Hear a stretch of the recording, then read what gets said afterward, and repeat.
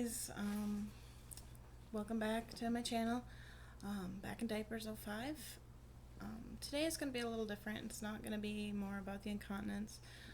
I just recorded a whole video on my boyfriend's computer because mine tends to give out, and it erased it. So we're going to try this again. Today I want to just talk to you guys kind of raw emotion here. I just want to be honest and upfront about feelings of what I'm going through right now, and it's all, it's also new to me, and I know this is, most of you are on here because of incontinence and all that, but this seizure thing has come up, and I feel the need to share it for those of you out there that are going through something like I'm going through. And this is probably going to be a little bit longer of a video than there has been in the last few videos, but I apologize for that if I ramble. Bear with me, I'm kind of spaced out today. I don't know why, but I really am. So physically, what's going on? I'm having seizures. I've gone 2 days now without one. I've gone up to 4 days before, and so it's kind of hard to tell right now with the new medication. It's really hard to tell when I'm going to have one or if I'm going to have one, type thing. But the seizures go on, and I have the full grand mal seizure most of the time. Also what they call a partial complex seizure, and the names are always different. I know they call the grand mals tonic-clonic now as well, because they're finding so many variations to the seizures. But with those seizures comes a whole new set of, health issues. I'm back to being really weak all the time, being exhausted. My muscles ache after a seizure. They just hurt so bad. They're both tired and they ache at the same time, so it's a horrible feeling. You just feel like you got hit by 50,000 Mack trucks. It's really, really awful and not fun. But incontinence wise, I'm still the same. I'm having a lot of issues with my bowels lately. It's just getting so hard to control them, and I go through periods of time where I have almost full control and times where I have none. I'm kind of in between the two of those right now. It's just, I never know. My boyfriend's doing a lot of helping me with changing and everything because I am tired and weak. Just today he had to get up at 3:30 for work, and I was still zonked out because I ended up not going to bed till almost 3 o'clock. And he woke up and he changed me and got me all ready back to bed, and I slept until he came home for lunch at 11:30 or 11 o'clock, when he came in and just gave me a hug and changed me right there. And he's just awesome. The fact that he'll even do that for me just baffles me. But I'm on a new medication right now, and it makes my brain just a pile of goop. I have a very hard time focusing right now. I can't sit. I'm a big reader, and right now I just can't even follow reading a book.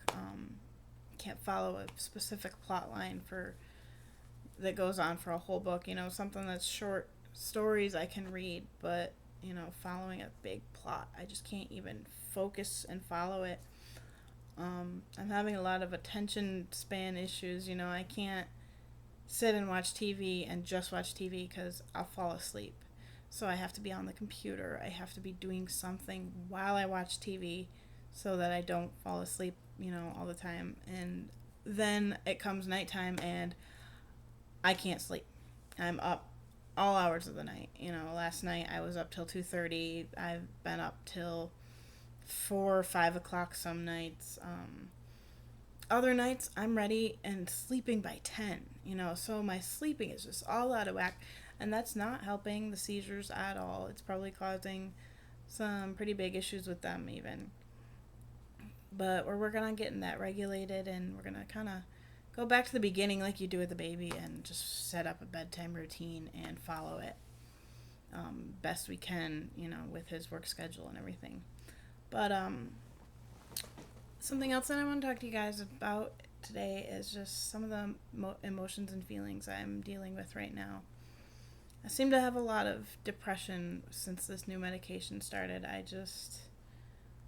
I'm crying all the time. I feel very frustrated with my life right now. I'm stuck at home all day, every day. I'm not allowed to go swimming. We have a pool in our apartment complex. I'm not allowed to go swimming on my own. I can't go walking around on my own much, especially right now because it's really hot here in Kansas. It's supposed to get up to like 105 today, so my boyfriend has instructed me to stay inside. But I just feel so frustrated and so cooped up, and it's just causing a lot of depression. I feel so horrible because I'm not feeling like I am being the girlfriend I should be. I don't feel like I'm there for my boyfriend as much. It's kind of like when you have a sick significant other, you take care of them. But, lately he's been cooking all the dinner and doing everything. And I just feel so bad that I can't do these things for him. I'm the girlfriend. I'm supposed to be the one that's like doing things special for him. Because he works all day long. He works so hard. And then he has to come home and deal with me. And I just feel like, I've said to him before, I'm just afraid you're going to walk out on me one day. Because, I feel like I'm taking I'm doing all the taking in this relationship and not the giving. And that really frustrates me. But he's assured me that he's not going anywhere. And that he's in this for the long haul, He told me that, pretty soon we'll be getting engaged, when we can get the chance to ring size and all that, he still wants to marry me even though I'm going through all this. And I've never had a man care for me that much, to stick with me through thick and thin. I've never had that. Every other man I've dated has just left the minute I got sick. So this is baffling to me that he's willing to be here for me through all this. And pardon me if I tear up during this video. It's just kind of an emotional thing to talk about, but I felt like I needed to say some of this stuff. But lately I've been really struggling with, partially feeling sorry for myself and partially feeling like I am the biggest wimp in the world. I've been at this illness thing on and off for almost 10 years now. It started in 2005 and it's just been going on since then. And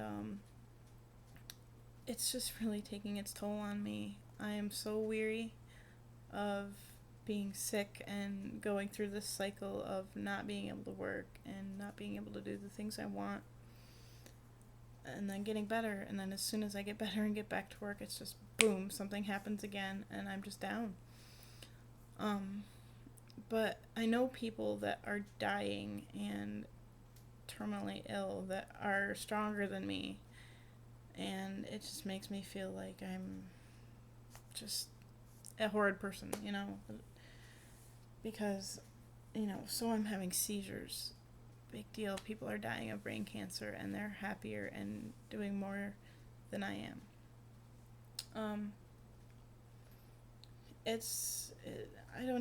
I can't even necessarily put words with it.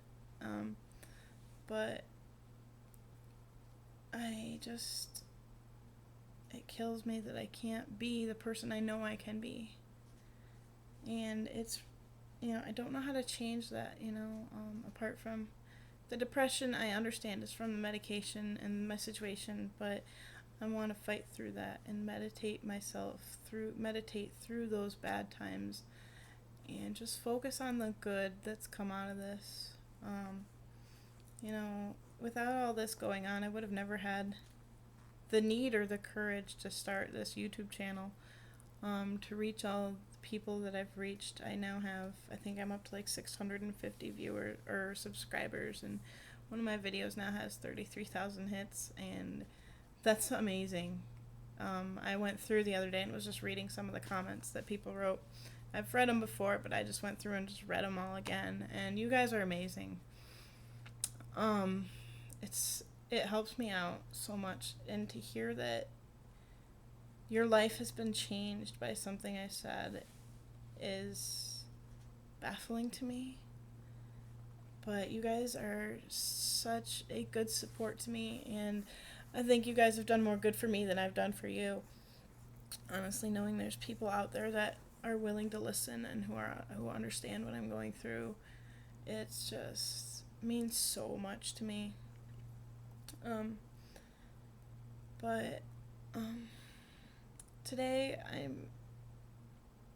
something that's been going on with me lately is I lost a friend a year and a half ago, a little over a year ago actually. And she was very dear to me. We met in college. We were both going to nursing school.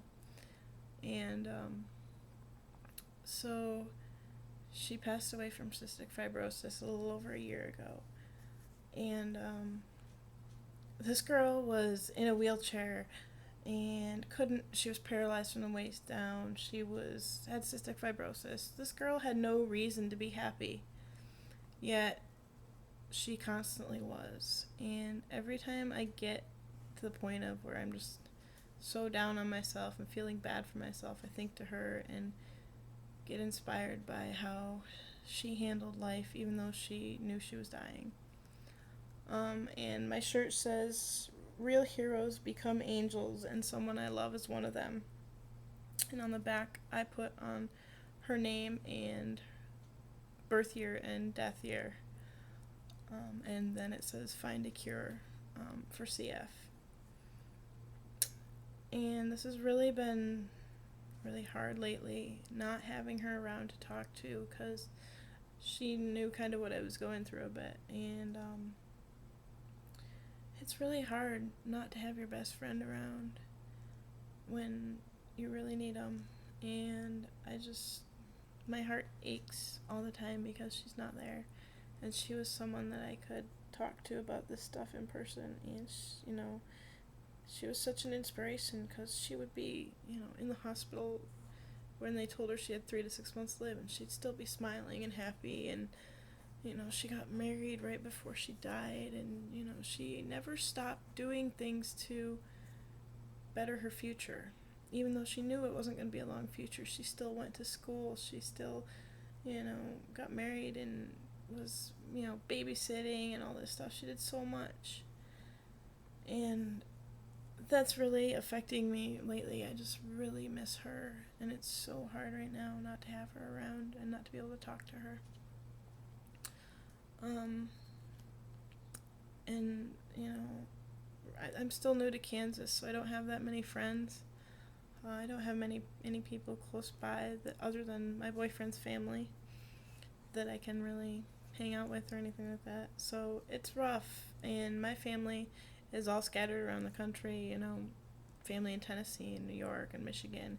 So we're really scattered, and it's, thank God for Skype, thank God for the internet, because that's, Skyping with my mom the other day, it just was so amazing to hear her voice and see her and talk to her. And, it's just, life has just been so hard lately, and I'm feeling so inadequate and so upset, and I just haven't really had much anywhere to turn to other than introspection, and I'm really, really working to find things to do to keep my focus on things that aren't bad, on everything that's bad in my life. Writing different things. I know there's gonna be a book in the works at some point of everything that I've gone through, a little bit of an autobiography, I guess you could say, or memoir, whatever. I don't know what the term is, but I just try to keep myself focused on something. I got my channel, my blog, I've got my different friends I talk to. I got my sewing business that I'm working on getting off the ground. My boyfriend just helped me clear out our room a bit so that I can get it set up, and I just organized all my stuff, and that really helps. That's something I love to do, and I'm really looking forward to getting back to it. I'm hoping to God that I can focus enough to actually work on some projects soon. But I know this is kind of a rambling video and whatnot, and no, it's probably not something many of you want to hear, and you know what? So be it. But it's something I needed to get out there. I needed to say it to somebody. Even if nobody watched this video, I just need to say it to somebody. And I've said it to my boyfriend and my mom many times, but I needed to get it out there. But anyway, I'm going to wrap up this video because it's, over 15 minutes now. So you guys have been great, and seriously, I love your emails. I love your comments and your support. And you guys just rock. You keep me going. And you're just the best. You guys are a wonderful support system, and I thank you so much for keeping up with my channel. And just I have to say, if my advice to you, for those of you who are going through the seizures and stuff like that, is like they say in Finding Nemo, just keep swimming.